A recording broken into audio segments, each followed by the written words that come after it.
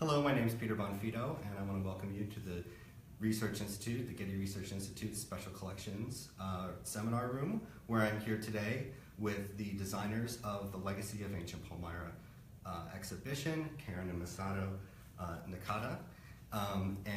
They are going to be looking at the materials with me, and we're going to discuss how certain elements from the collection materials were inspirations for the visual design for the exhibition itself. And so before we're going to do that, I want to ask Masato to maybe talk about the different strategies that he used and Karen used in order to create a really beautiful and comprehensive visual design for the exhibition.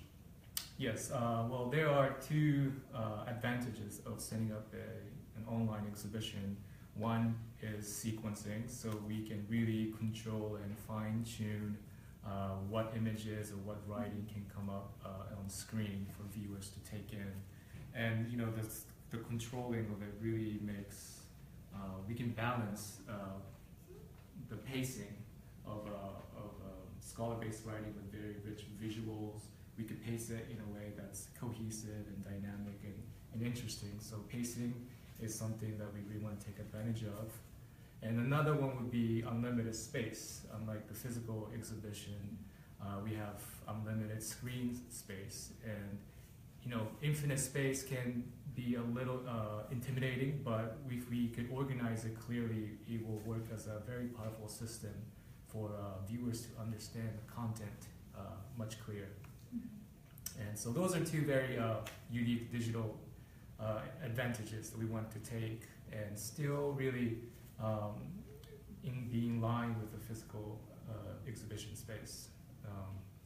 So great. So let's look at one of the items that's in the exhibition itself. And I think just one other thing to throw in there is that we always wanted to create a balance between the text and the images. Was always something that was very important for us. So this is a publication. It's an 18th century publication by Robert Wood, who was one of the early travelers to Palmyra and documented this site. He was an English antiquarian, and they created this beautiful book, which was very, very famous in its time, and it documents the site of Palmyra. And it's really one of the more influential works, early works on the site. So as you can see, it's a very large book, and it also has this very distinct typographic treatment, which is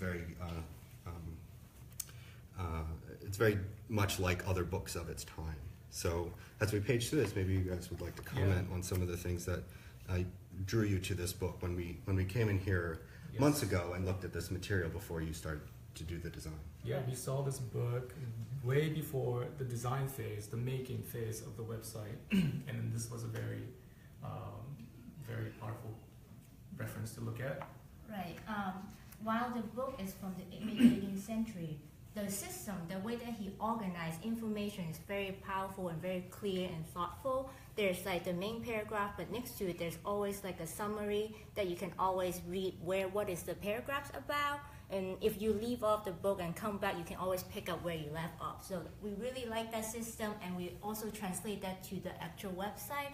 So every paragraph, we will have a very keyword summary to capture what the paragraph is all about. Yeah, and it's, as you can see, beautiful, classically typeset, a lot of space around the margin, and those are all very translated on the website. So the book itself, and just while we have the opportunity here, and I can flip through a little bit, you have all of the text, and talking about text and image, it's completely separated in this book. So you have all of the text in the beginning, but then you have some of the plates here where you have either Greek or in some cases Palmyrene script that they documented while they were at the site. But then along with it, what you have are these really wonderful engravings. So you have this really amazing, and it folds out on the other side as well, but just to give you a sense of the incredible work that went into this book and the detail, and they were definitely thinking about visual design when they created this book as well. So we wanted to make sure that the objects themselves, which weren't actually being viewed in the exhibition, but but through the website design, we're given a chance to really show how incredibly skillful they were produced.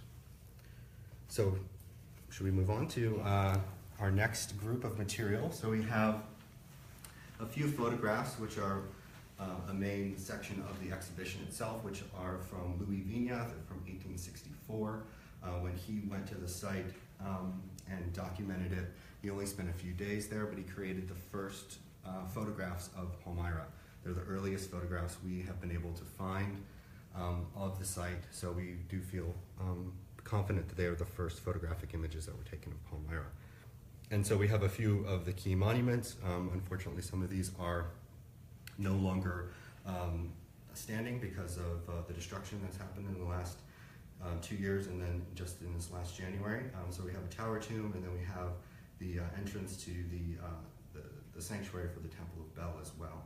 But for our purposes today, we need to look at the physical material itself, and maybe you, Karen, you could talk about the visual aspects of these that really you then translate into the website. Right. When we first got in, you lay out the whole collection for us, and we noticed that immediately how, since it's an early technology for the birth of the early photography, you can see that the technology kind of captured all the dust and the rough edges of the border that he showcased throughout his whole collection.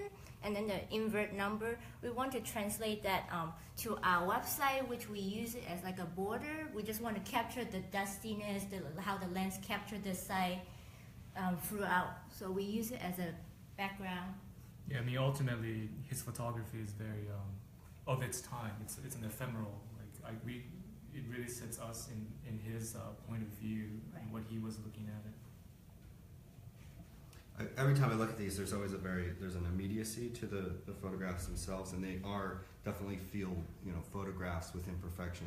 Mm-hmm. Vigna himself was not a professional photographer. He was photographing as an amateur, just trained before this trip, but also in very difficult situation and in difficult conditions. So things like wind and desert sands are going to then definitely affect elements to the photographs themselves. But it gives us, from a 21st century perspective, this really kind of amazing snapshot, if you forgive the pun, into the actual expedition itself and how things were produced. So then moving on to our last object is an earlier work. This is a suite of prints from Louis-Francois Cassas's trip to Palmyra, and this was also a major component of the exhibition. We paired these images with the Vigna images to create this dialogue across time. So this is a late 18th century work. It's sequentially between wood and the Vigna material. And this image in particular was very important because this makes up our interactive city plan that we use, which is a major section of the exhibition, section 2, city plan and monuments. And so again, if you want to talk about, we had this site plan, and then how it evolved and how we used it in the exhibition. Well, this is the original, or the initial city plan for the website, and then we swapped the image to the Cassas city plan engraving. Right. While the main function of the city plan page was talking about the relationship between buildings and the distance between monuments, we figured that having the style of the engraving is much more in tune with the rest of the aesthetic. So we, instead of redrawing a new map, we want to incorporate Cassas' original map. And then when we're talking about infinity space, one of our main function is that if you view the map, the city plan map on a mobile, you can really zoom in and see all the really fine detail that he used, and the texture and the engraving and the really fine details within the Temple of Bel, for example. So we want to utilize it to our advantage with the technology. So people who normally doesn't see it in a full scale can really feel all the texture and detail inside. So we kind of gave like a second digital life by sort of making a mobile Google map almost. You pinch and zoom, and yeah. And so, so that was one of the real key objects that we could use. And then we also then can look at some of the other plates out of this volume, which you see along with, let me show you maybe one of the larger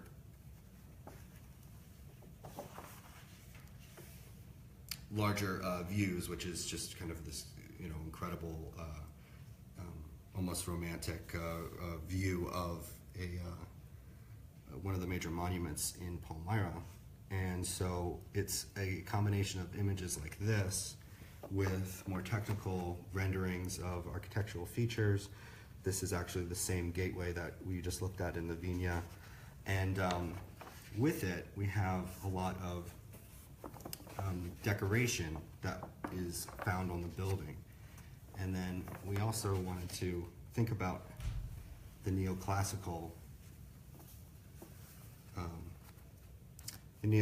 movement and how that was, you know, directly impacted by expeditions like this and documentation going to sites from the classical world.